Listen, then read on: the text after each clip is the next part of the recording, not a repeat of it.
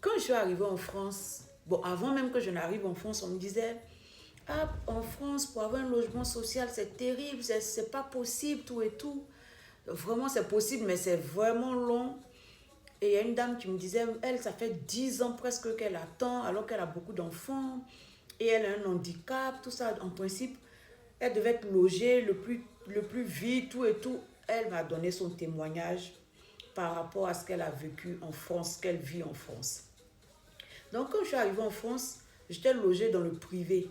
Au début, j'étais logée dans le privé. Et puis, c'était dans un village, quelque part à 2 heures de Paris. Je n'ai vraiment pas aimé. Il y avait la moisissure, le village n'était pas vraiment bien équipé.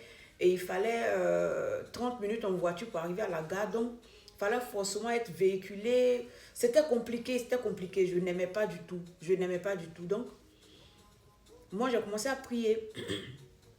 J'ai entendu le témoignage de la dame, mais moi, c'est parce que je voulais vivre. Donc, elle a dit ce qu'elle a dit, parce qu'elle voulait me donner la température du pays, j'ai compris. Moi, j'ai commencé à prier. Donc, je suis arrivée à Paris, des États-Unis, je suis arrivée en février. Je suis arrivée en février, directement dans la maison, dans le privé là. Et puis, j'ai commencé à prier pour déménager. Donc, quand j'ai commencé à prier pour déménager, en novembre, on a eu un logement social. En novembre de la même année. Et il faut savoir que je n'ai pas commencé directement à prier pour changer. C'est quand je me suis aperçue que la maison du privé là ne me plaisait pas, que j'ai commencé, donc peut-être 3 ou 4 mois comme ça. Donc en vérité, le logement social, je vais dire, je l'ai eu en 6 mois. En 6 mois. Ça, c'était ma première expérience. Ensuite, je travaillais quelque part et mon contrat est fini. Donc, puisque c'était ma première fois de travailler en France, j'ai demandé à une première personne qui a travaillé dans une autre branche de ce que je faisais. La personne m'a dit, ah, quand tu finis, vraiment, tu dois aller donner tes dossiers ici. Ils sont compliqués, ils vont te faire tourner, ils vont te mener la vie dure, ça sera difficile, patati patata. Ok, ça c'était un premier témoignage. Une deuxième personne m'a dit, ah, il faut t'y prendre tôt parce que c'est pas sûr que tu puisses avoir le premier mois les allocations, ça sera ci, ça sera ça, ça sera da. Ok, j'ai compris. Une troisième personne m'a dit la même chose. Ah oui. Donc la troisième personne m'a dit, ah, le premier mois, c'est sûr que tu vas rien avoir, mais le mois suivant, il y aura une mise à jour, patati, ça sera ok dans le mois prochain. J'ai entendu tout ce que ces personnes m'ont dit. C'était pas dans l'intention de me faire peur ou quoi. Elles m'ont partagé leur témoignage parce que j'ai demandé, parce que je ne savais pas. Donc moi, je ne suis pas partie devant Dieu avec leur témoignage parce que c'est parce que je voulais. Donc je suis partie devant Dieu en sachant que Dieu peut faire au-delà de ce que j'ai entendu. Donc je suis partie prier. Et Seigneur, voilà. J'ai déposé mon dossier devant Dieu. J'ai déposé mon dossier dans les organismes. Je dis, voilà Dieu. Ça n'a pas fait 10 jours.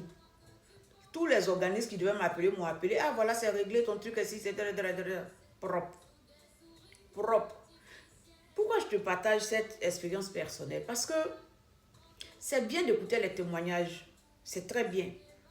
Mais il faut faire attention à la nature du témoignage. Est-ce que le témoignage que tu entends là, c'est ce que tu as envie de vivre? Si ce n'est pas ce que tu as envie de vivre, tu ne vas pas partir prier avec ça en cœur. Parce que quand tu gardes ça, c'est comme si tu crois. Ce que tu crois, ce que tu crains, c'est ce que tu attires. Donc moi, je vais partir devant Dieu pour dire, ah, on m'a dit que... Moi, c'est comme si je n'ai jamais entendu. Ben, ça ne m'intéresse pas, c'est pas ce que je veux. Donc je suppose que les gens là ne m'ont jamais rien dit. Voilà. Donc va devant Dieu avec ce que tu veux.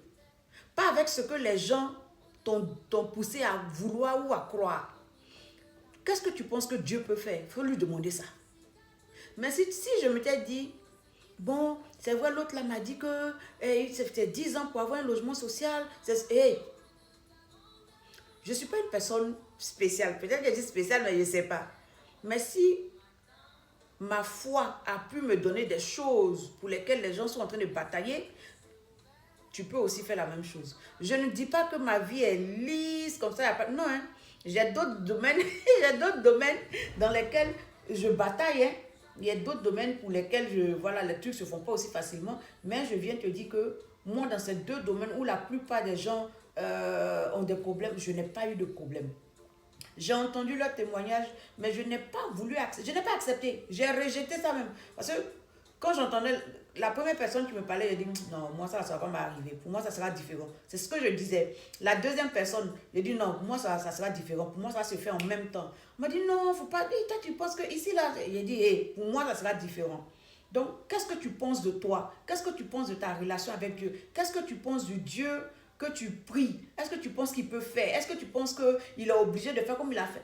Tout dépend de ta foi. Il te sera fait selon ta foi. Il te sera fait selon ta foi. Tu comprends? Il te sera fait selon ta foi.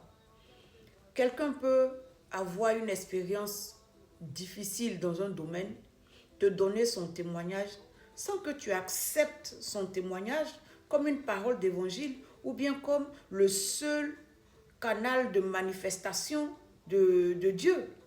Tu vois ce que je veux dire? Donc moi, les gens qui m'ont parlé, ils m'ont parlé par rapport à ce qu'ils savent. Mais moi, je suis partie prier par rapport aussi à ce que je sais de la puissance du Dieu que je prie. Donc, il faut que tu comprennes quelque chose. Quand on dit « tu seras fait selon ta foi », ça implique beaucoup de choses. Fais attention à ce que tu entends. Fais attention à ce que tu décides de croire. Est-ce que ce que tu crois aujourd'hui, ça permet d'ouvrir des portes là où les portes ne s'ouvrent pas pour plusieurs personnes? Ça dépend de toi, c'est toi qui décides. Hein? Il te sera fait selon ta foi.